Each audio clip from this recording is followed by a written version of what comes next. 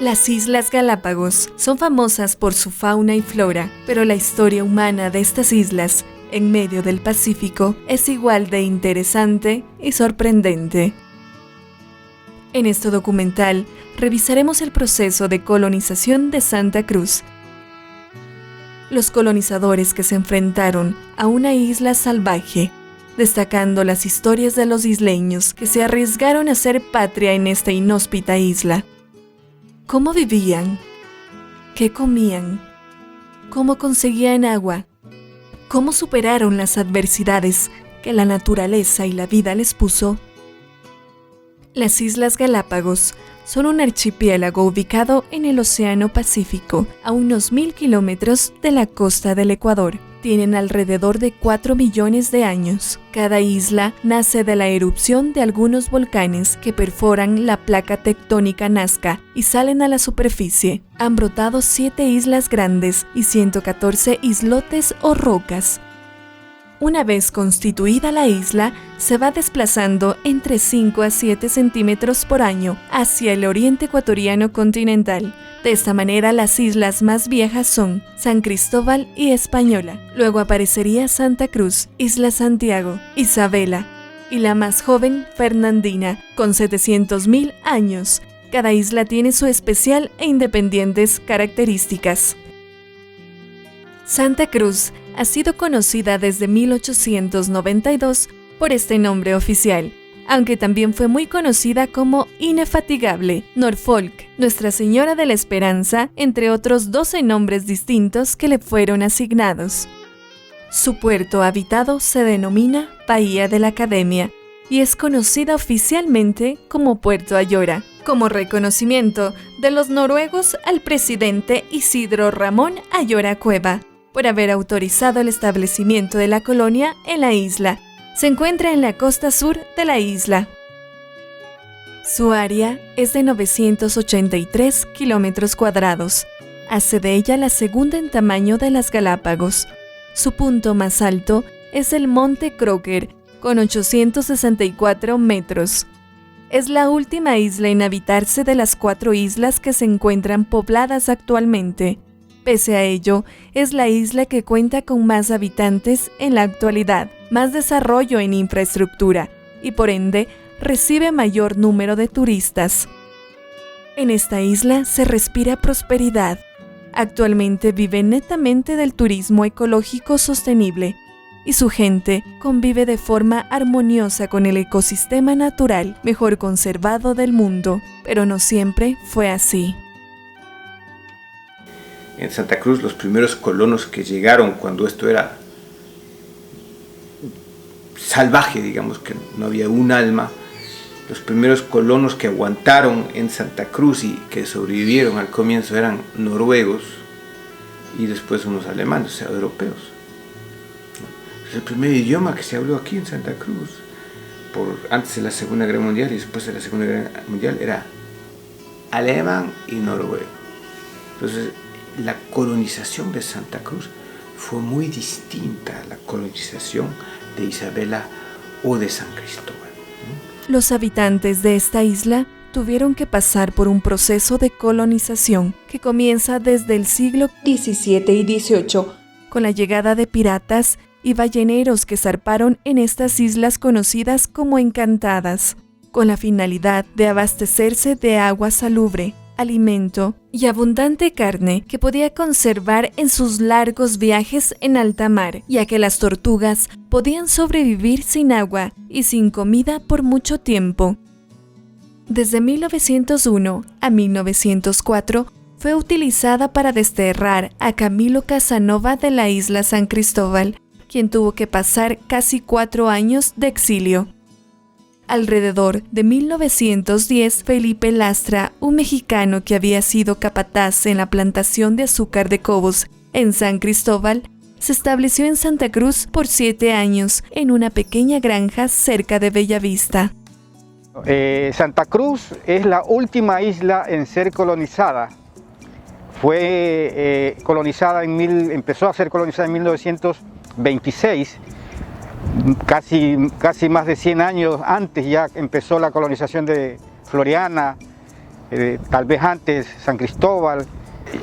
Hay que resaltar que Santa Cruz está en el centro geográfico del archipiélago, fue colonizada tardíamente, pero por grupos organizados.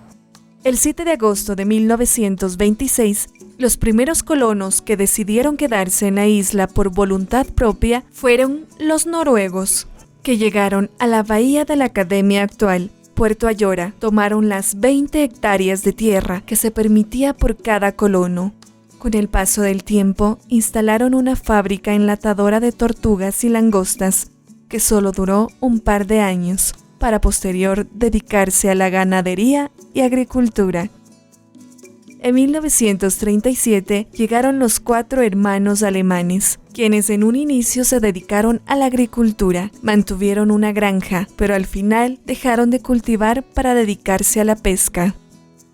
En 1934 ya se promulgó una ley con respecto a la protección de las especies y a la protección de las Galápagos. Y luego de eso se hizo un trabajo de propios y extraños y de extranjeros para, por fin, en 1959, tener como resultado la formación de lo que hoy conocemos como Parque Nacional Galápagos. En 1934, a los 100 años de la visita de Charles Darwin a Galápagos, fue el escenario propicio para que varios científicos y el gobierno ecuatoriano propongan hacer la celebración del centenario y que Galápagos sea declarada reserva científica. El 12 de diciembre de 1941 es la fecha en que se formaliza el inicio de la ocupación de las Islas Galápagos por parte de Estados Unidos de América. Llega a Baltra el primer buque requisado en Balboa y desembarcó a un contingente de 36 técnicos y militares estadounidenses. Esta decisión dejó una isla totalmente cambiada, ya que se aplanó 3/4 partes de la isla, arrasando con toda la fauna de Seymour. Baltra llegó a contar con 12.000 hombres, 10 veces la población de Puerto Ayora de ese entonces, ocupación que terminaría a fines de diciembre de 1948 y que dejó una base militar en la isla Baltra, que comprendía, entre otras cosas, casas e inmuebles de madera, una red de caminos y vías de 200 kilómetros, 2 pistas elaboradas con piedra molida mezclada con alquitrán, servicios de vuelo, barracas para alojamientos de aviadores, áreas de distracción y parqueo, numerosos depósitos de municiones, puestos de observación, nidos de ametralladoras, emplazamientos de artillería antiaérea. En esta época de la pandemia pude sintetizar mucho más mi investigación de lo importante que fue la construcción de esta base norteamericana aquí en las Galápagos. Obviamente en esta posguerra pues fue, podemos decir, porque los tomé de un extracto del libro, que fue una salvación para todos los colonos de las Islas Galápagos, porque obviamente ellos no tenían trabajo, todo funcionaba a más por medio del trueque, se aprovechaban de las minas de sal que habían, ellos mismos producían su propio azúcar con el jugo de caña. Entonces, con la apertura del aeropuerto, la construcción del aeropuerto en Baltra, los norteamericanos buscaron la mano de obra de aquí de las Galápagos. Entonces, en ese entonces, un trabajador creo que ganaba 14 sucres en la semana. Los norteamericanos les ofrecieron pagar $14 a $20 diarios. Entonces se abrió una plaza, la única plaza de trabajo, donde todas las islas, los hombres se vinieron a Baltra y quedaron mujeres y niños en las poblaciones. Mi abuelo, cuando llegó a Galápagos, vino a trabajar en la base aérea de Baltra, con los gringos. El aeropuerto de Baltra es la obra de infraestructura que mayor beneficio ha tenido para Santa Cruz, al igual como la carretera. Esas obras sirvieron para el desarrollo y colonización de la isla. Como digo, cuando se ingresó, por ejemplo, no había carretera, no había transporte, nada, había un camino que en este tiempo que llueve era mucho lodo, entonces era a lomo de burros y caballos, eso era el transporte. Además éramos poquísimas gente, según los censos de ese tiempo habíamos 110 personas en total de la isla. es que también se oficializó la entrega de tierras para las colonias, perdón por la redundancia, pero así se llaman, colonias oficiales, como la Velasco Ibarra, la Camilo Ponce Enríquez y la colonia Pichincha.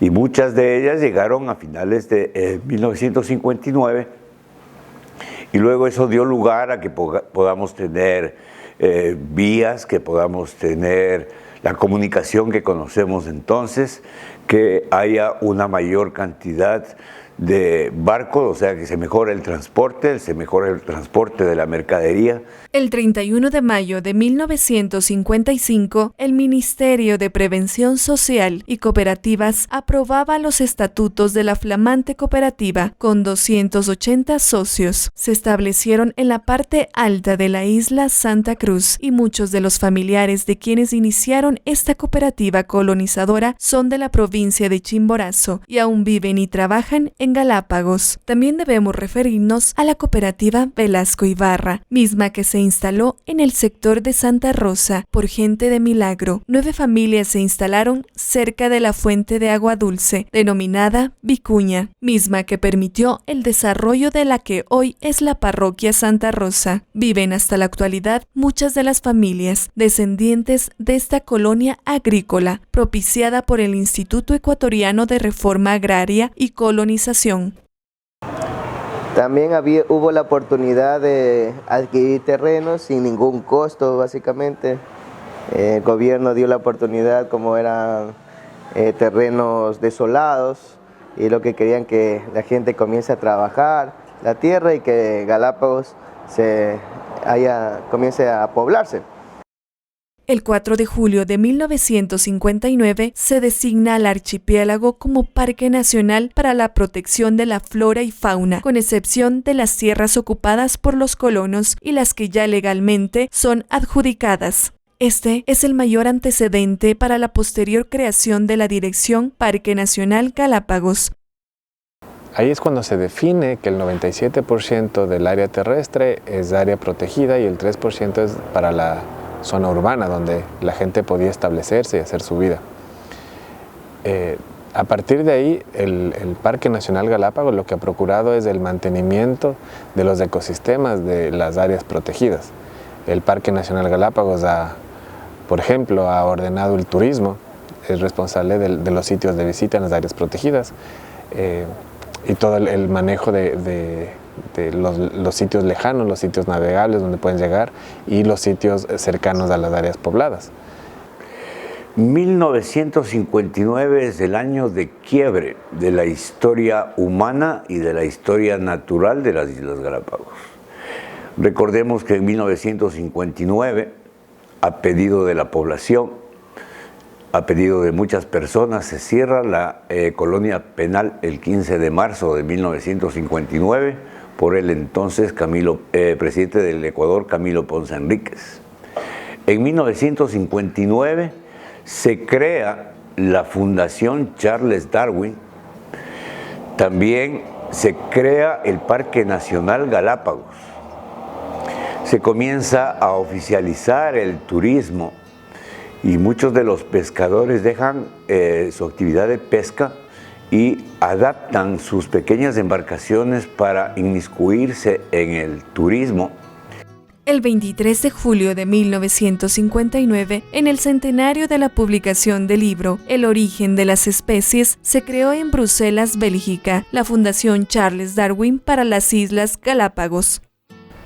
La Fundación Charles Darwin realiza investigación científica y también genera conocimiento técnico para proveer información que permita al gobierno del Ecuador, a través de sus instituciones locales, la toma de decisiones para la preservación y sostenibilidad del archipiélago. La presencia humana en Galápagos se multiplicó por 12 desde 1938 hasta 1990. El turismo y el gobierno se convirtieron en el motor del poblamiento de las Galápagos. Entonces podemos decir que el turismo organizado a través de agencias y todo, no el turismo de aventuras, no, organizado a través de agencias de viaje, y el primer hotel, el Hotel Galápagos, fue en abril de 69. Ese fue el cambio económico que fue fueron los primeros pasos pioneros del turismo en Santa Cruz. Llegaron 24 turistas al Hotel Galápagos cuando esto era selva, cuando no había nada, no había ni carretera, ¿no? Y esos primeros turistas abrieron al mundo, diría yo, las actividades turísticas que tenemos hoy. Por eso Santa Cruz despegó mucho más que San Cristóbal en ese tiempo, poco a poco, y que Isabela y que Floriana, por el aeropuerto, algo muy clave. En las épocas anteriores, pienso que la carretera y el aeropuerto fueron las bases para el desarrollo del turismo. Con el desarrollo del turismo vinieron a crecer los asentamientos humanos. Básicamente Santa Cruz, al ser, como decíamos, el centro de desarrollo de la actividad turística, aquí se fueron asentando actividades de apoyo, mantenimiento de barcos, de lo que es la venta de víveres. La gente que trabajaba en los barcos se fue asentando. Entonces hay un paralelismo entre el crecimiento del turismo y el crecimiento de las comunidades insulares de manera exacta. Pero la base del turismo fue la carretera y el aeropuerto. Por tercera vez se dio la provincialización de Galápagos. El 18 de febrero de 1973 se crea el Cantón Santa Cruz, con la ciudad Puerto Ayora como cabecera cantonal y la parroquia de Bellavista. Posteriormente, en 1996, se crea la parroquia Santa Rosa y se incorpora la isla Baltra como parte de dicha parroquia. Ese cambio, ese decreto que nos convierte en cantones a unos caseríos, nos convierte en ciudades a un caserío como era Puerto Ayora, como era Puerto Vaquerizo y Puerto Villamil. Nos convierte a una provincia con una cantidad muy pequeña de población. Y dejamos de ser una dependencia de la provincia del Guayas. Cambia la administración de la provincia y con eso muchas instituciones comienzan a trabajar en las Galápagos, y eso también ha dado un gran cambio al concepto, ha dado un gran cambio a la forma de trabajar, a la forma de ver y en la forma de apoyar la conservación, en la forma de proteger nuestra naturaleza.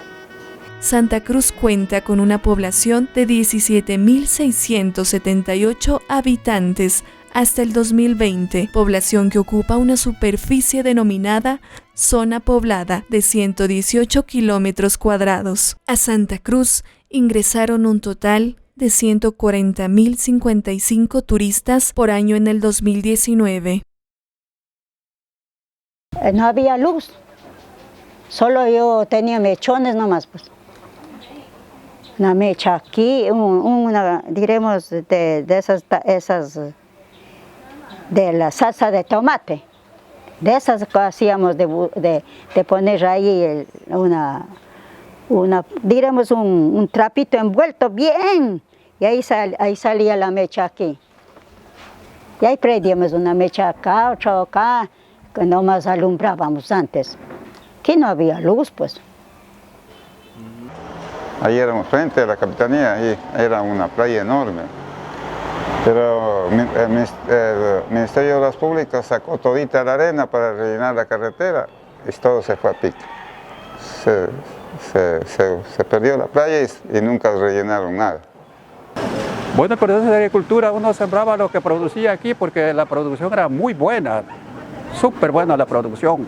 No había ninguna plaga, no había nada, absolutamente nada. Uno cosechaba lo que sembraba, papa, maíz, guineo, plátano, todas esas cosas. Fuimos a Pelicamba y era un pedacito así nomás de caminar, pura piedra, puro espino.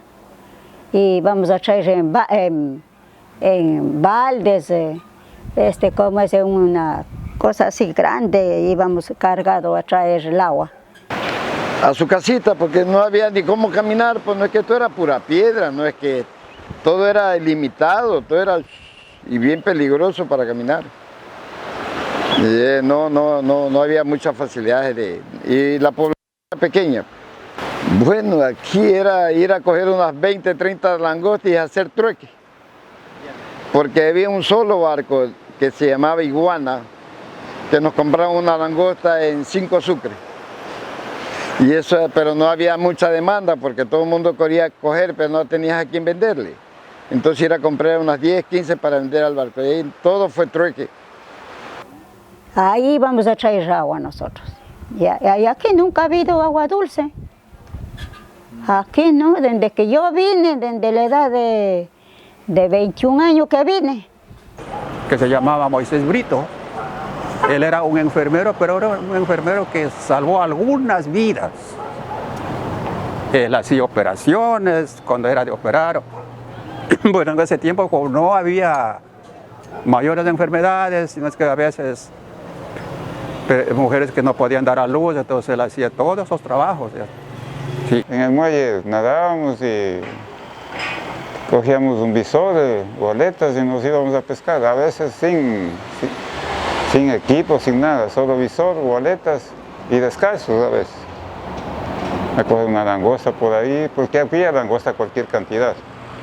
Entonces entraba y cogía rápido, pues 3, 4, 5 langostas.